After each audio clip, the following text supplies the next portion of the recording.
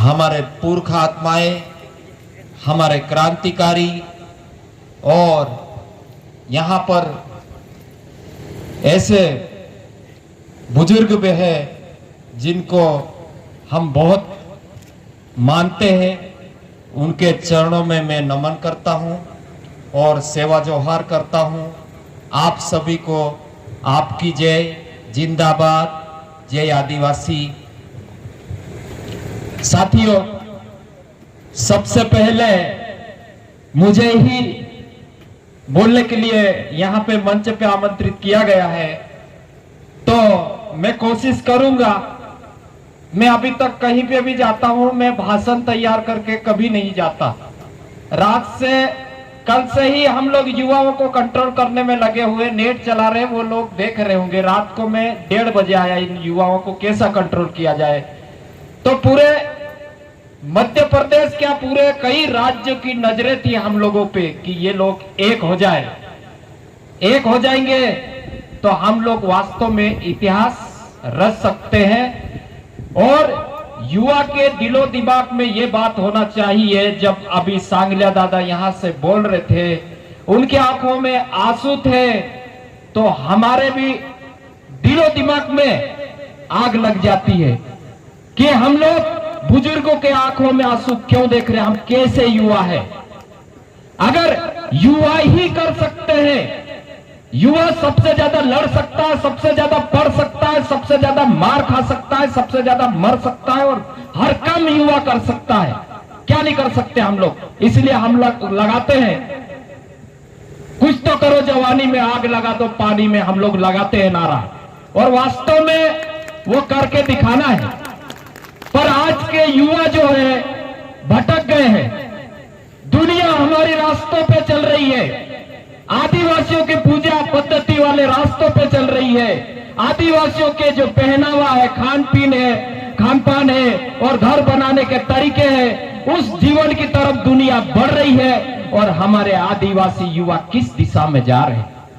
अभी देख रहे होंगे सब दूर अपने इधर के इलाकों में जो शादी ब्याह होती है उसमें लाल बाल वाले युवा आ रहे हैं। अभी क्या तमाशा बना रखे हैं। दुनिया के दूसरी जो युवा है वो बड़ी बड़ी जगह पे जाने की बात करते हैं। हमारे युवा, मैंने तो ऐसा भी सुना कि 15 दिन के लिए निकल जाते हैं, घर ही नहीं आते हैं, कपड़ा और झोला लेके चले जाते हैं और वहीं पे नहा लेते हैं, फिर आगे दूसरे गांव जाते हैं। ये क्या है? ये बर्बादी है। जिस समाज का बेटे और जिस बाप के बच्चे और जिस गांव के बेटे हो, तो उसका फर्ज अदा करो। हमारा सबसे बड़ा फर्ज है कि हमारा समाज के लिए जिए और समाज के लिए मरे। साथियों, मैं अभी एक 32 साल की यूएसए एम्बेसी से मिला था। इंदौर के होटल मेरियट में हम लोग मिले, तो एक 32 साल की लड़की पूरी दुनिया की राजनीति की बात कर रही है।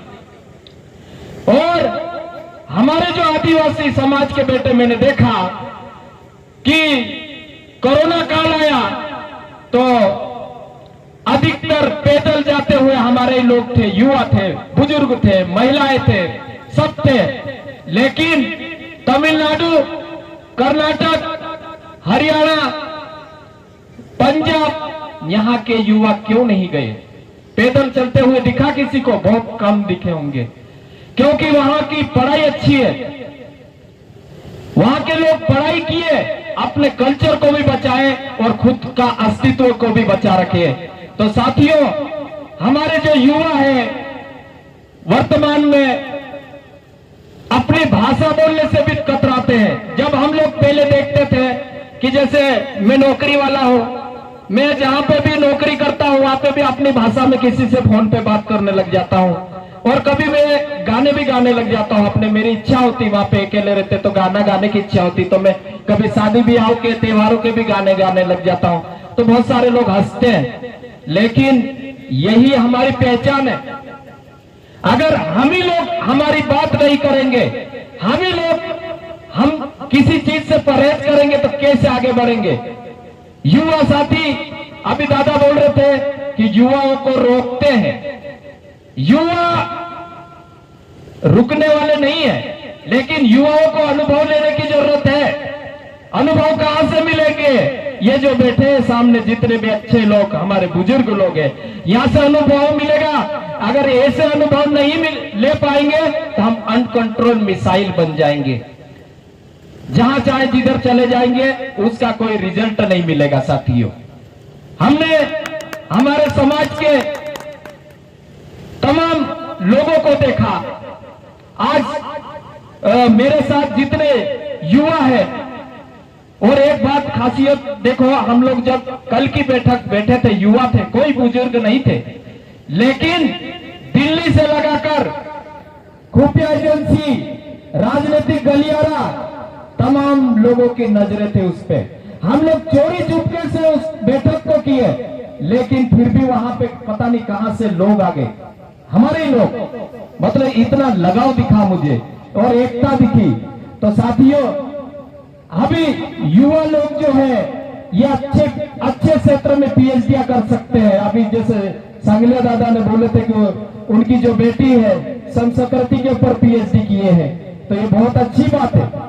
और पीएचडी की बात है, अभी हमारे जो बड़वानी में 52 गजा है, 52 गजा है, तो वहां पे 13वीं सदी के करीब बना है। पहले बहुत बड़ा पत्थर था, उससे पानी टपकता था, और 900 डोंगरिया बोलते ना अपने, 900 डोंगरिया रहते थे।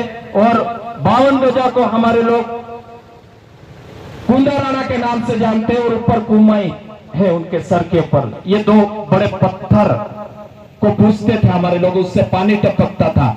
लेकिन जब बाहरी संस्कृति आक्रमणकारी आए, तो वो दोनों पत्थर को, एक पत्थर को काट के एक नंगी मूर्ति बना दिया गया। तब से वहां पे वो पानी टपकना बंद हो गया, और आज वहां पे ऐसी स्थिति है कि वो मतलब कोई काम की नहीं, ऐसी वो मूर्ति हो गई। पहले उस मूर्ति से पानी टपकता था, तो हमारे लोग उसमें दुख दर्द बीमार हो जाते थे, तो हाथों में मलते थे, बीमारी ठीक हो जाती थी। हर बीमारियों का इलाज था उस समय। लेकिन ऐसे करके हमारी संस्कृति को डाइवर्टेड किया जा रहा है, हमारी जमीनों को खत्म किया जा रहा है, हमारे खनिज संपदाओं को खत्म किया जा रहा है, हमारे लोगों को खत्म किया जा रहा है, हमारी पढ़ाई को खत्म किया जा रहा है, हमारे अस्तित्व, अस्मिता, हर चीज पे अटैक हो रहा है। तो इस चीज पे कौन ध्यान देगा? युवा तो ध्यान देंगे, और युवा नाचने में लगे हैं। ये चीजें हमने देखा है साथियों। तो इसीलिए मैं बड़ी उम्मीद लगा के आया हूं इस सम्मेलन में, कि मैं जितना हो सके युवाओं के लिए अच्छी बातें बोल के जाऊंगा, कि हमको एक होके चलना है। चाहे कहीं के भी युवा है, हर राज्य के युवा से मिलो, और जो टॉप मोस्ट युवा है उनसे मिलो, मिलके हम लोग बेहतर काम कर सकते हैं और अच्छा परिणाम दे सकते हैं। और जब मैं ये 52 गजा की बात में कर रहा था, तो जो युवा हमारा पीएचडी किया था, पीएचडी में सारा रिसर्च पेपर में सारी चीजें ये पाई गई थी कि यह आदिवासियों का देव स्थल है। लेकिन उन पीएचडी धारी ने अपनी पीएचडी मात्र डिग्री को पूरी करने के लिए उस 52 गजा को जैनियों का तीर्थ स्थल घोषित करवा दिया। ये गलतियां हो रही हमारे युवाओं से, इसीलिए प्रमाण के साथ आगे नहीं बात कर रहे। इसीलिए हमारे संबंधित जो कोर्स है, पढ़ाई में जो कोर्स है, वो कोर्स भी बदल दिए जा रहे हैं। अभी एनसीईआरटी से डार्विन का जो सिद्धांतों को हटा दिया गया। जो डार्विन का थ्योरी जो है, हमारा जो गायना होता है, हमारा जो पूरा होता है, उससे मिलती जुलती परिकल्पनाएं है। ये इस चीज को देखना पड़ेगा। और युवा लोग जो पढ़ेंगे तो सिर्फ तोते की तरह नहीं रखना, हर चीज को समझो और बड़े लोगों के सीखो। अभी जो पूजा कर रहे थे, अभी जो हम लोगों को ये हिदारी पूजा जो दिए है, जो टोकरी हमारी भाषा में बोलेंगे आप, पूजा टोकरी, तो इस टोकरी को हम लोग हमारे घर ले जाएंगे। और घर ले जाके मैंने भी मेरा घर बनाया, तो जितने भी पायक होते वहां पर 7 प्रकार का अनाज डाला हूं। लोग हंस रहे, पंडित आके बोल रहा है कि क्या पूजा कर लिया क्या? तो मैंने बोला हाँ, पूजा तो कब से हो गई। और जितने पायक होते वो 7 प्रकार का अनाज डाल दिए, और जब मैं मरूंगा तो 7 प्रकार का अनाज लोग फेंकते हुए ले जाएंगे मुझे मसान घाट तक। तो हमारी तो यही पूजा है। और उसमें यहाँ देवोग्रा माता का पानी भी ले जाके हर उसमें डाला लो, जितने भी उसमें। तो साथियों, दुनिया हमारी तरफ चल रही है, घर हमारे जैसे बना रहे हैं कि इको फ्रेंडली वातावरण में जीने वाले लोग हैं हम। हमारा वातावरण खत्म हो रहा है। अभी ये जितनी भी आपकी ये सतपुड़ा, दादा ने कहा कि सतपुड़ा पहाड़ी को बचाओ, हर तरफ ये हो रहा। मैंने देखा, मैं 3 कठिन समय में काम कर चुका हूं अपनी नौकरी के दौरान। एक तो कोरोना काल में हजारों लाशें देखा, दूसरा 13 साल तक मैं नक्सलाइट इलाके में कमांडो रहा, तो वहां पे भी समाज के दर्द देखा, समाज के हर चीज देखा। और अभी जो जंगल कटाई हो रही है उसमें भी हम लोगों ने देखा, मतलब इतने घर टूटते देखा। उस गांव के पूरे जितने भी हैंडपंप है सब हैंडपंप उखाड़ ले गए, सब कुएं बंद कर दिए गए। जब ऐसा भी मुझे जानकारी मिली कि